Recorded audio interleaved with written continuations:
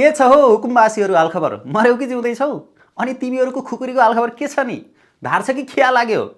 पहिला त निहत्था र निशस्त्र नगर प्रहरीमाथि खुकुरी नचाउँदै गुरिल्ला शैलीमा आत्मघाती आक्रमण गरेका थियौ। मार्छौ र काट्छौ भन्थ्यौ। केही महिला नगर प्रहरीलाई त तिमीहरूले मरणासन नहुने गरी कुट्यौ पनि। बालेन शाहको घर घेर्छौ भन्थ्यौ, मार्छौ भन्न पनि पछि परेका थिएनौ। अनि अहिले कुन दुलोमा गएर लुकेको? उर्लिएको बागमती त तिमीहरूको खुकुरीसँग डराएन त।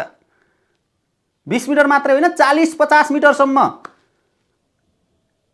आफ्नो खोसिएको भूभागलाई बाटोलाई हिसाब किताब गरेर खोसेर लियो त। कता लुकेर बसेको? यसो उर्लिएको बागमतीको वरपर गएर सिरुपाते खुकुरी नचाहेको भए, गुरिल्ला शैलीमा आक्रमण गरेको भए, ढुङ्गामुढा गरेको भए, घेरेको भए कतै बागमती डराउँथ्यो कि? किन नगरेको त? थुक्क लाज नभएका भातमाराहरू। अब फेरि पछि पनि बालेन शाहलाई विरोध गर्न आउने होला होइन? यो बस्ती यहाँबाट हटाउन पाइँदैन भनेर भन्ने होला होइन? फेरि गुरिल्ला आक्रमण गर्ने होला होइन? अब त्यस्तो गर्यौ भने त नगर प्रहरी मात्रै होइन जनता र तिमीहरूको ढाड मात्छन्। तिमीहरू नक्कली सुकुम्बासी, पार्टीका झोले कार्यकर्ता हुकुमबासीको कारणले गर्दाखेरि आज जो वास्तविक सुकुम्बासीहरू छन् उनीहरूले कति दुःख पाएका छन् देखेका छौ? हजुर यो खाटो हो, त्यो दराज हो, अनि पुरै यस्तो भयो। दसनाहरू सबै अब हामीसँग कपडा पनि छैन, ओर्न पनि छैन, वचन पनि छैन। हामी अब के ओरेर बहिन? कपडाहरू त्यहाँ छन्, यस्तो छ कपडा म्याडम। बारीले लग्यो त्यहाँ, बारी लगेर त्यहाँ फाल्यो, कोही लग्यो। हजुर यो पनि यही दबाई दियो, सबै बारीले निकालिदियो सबै। उच्च आउनु भएन, नम्बर त लिनु भएको छ कसैले। मलाई अहिले एउटा सहयोग पनि गरे होइन। हामीलाई लाउने कपडा पनि थिएन है, हिजो पनि एउटा दिदीले दिनुभयो। मेरो बच्चा त्यत्तिकै नाङ्गे हिँड्थे, हामीलाई एकदमै गाह्रो भयो कि। बिचराहरू, यस्तो बेलामा तिमीहरू भातमा र हुकुमवासीहरू कुन दुलामा गएर लुकेका छौ? आफूले सरकारी जग्गा कब्जा गर्ने, नदीको जग्गा कब्जा गर्ने, 3-4 तले घर बनाउने, अनि भाडामा लाएर भाडा असुल्ने, अनि पार्टीको झोला बोक्ने र राजनीति गरेर बिचरा ती सक्कली सुकुम्बासीहरूलाई भोट ब्याङ्क बनाउने। तिमीहरू यहाँबाट कतै पनि नजाऊ। यदि सरकार तिमीहरूलाई हटाउन आयो भने जाइ लाग, आक्रमण गर।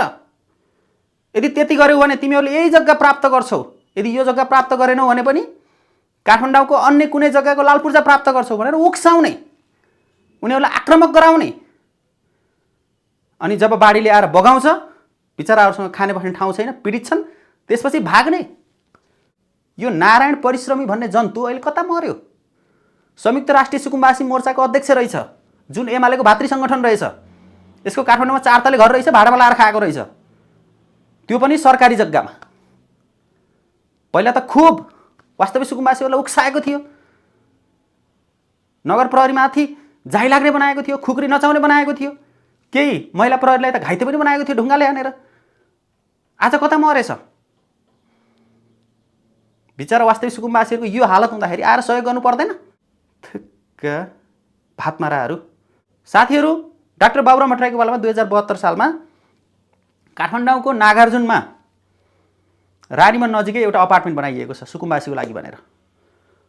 जब त्यो अपार्टमेन्ट बन्यो त्यसपछि चाहिँ त्यहाँ बस्नको लागि आवेदन दिनुस् भनेर भनिसकेपछि धेरैले त्यहाँ आवेदन दिए। अनि पछि सरकारले एउटा शर्त राखिदियो, यदि अधिराज्यभरि तपाईँको नाममा अचल सम्पत्ति भेटीमा राज्यले जफत गर्नेछ, आउनुहोस् आवासका लागि सम्झौता गर्न।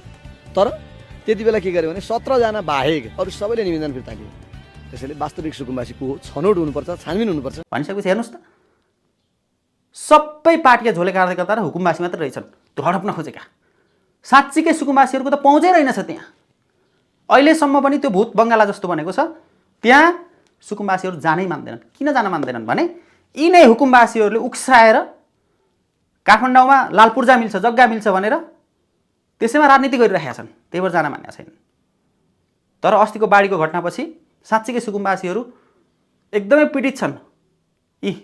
यसरी उनीहरूले चाहिँ हामी सरकारले यदि बस्ने बास दिन्छ, रोजगार दिन्छ जान तयार छौँ भनेर भनिरहेका छन्। राज्यले केही गरी अब अन्त्य स्थानान्तरण गरिदिने, अन्त्य सार्ने भनेर भन्दैछ, त्यो गर्यो भने तपाईँहरू जाने कि नजाने? जान्थ्यौँ नि। यस्तो बिजोकमा हेर्नु न, यस्तो खोलामा यस्तो हिलामा डुबेर बस्न अब के भन्ने छैन। त्यो भित्र त सफा गराउँला, एउटा केही रहेको छैन।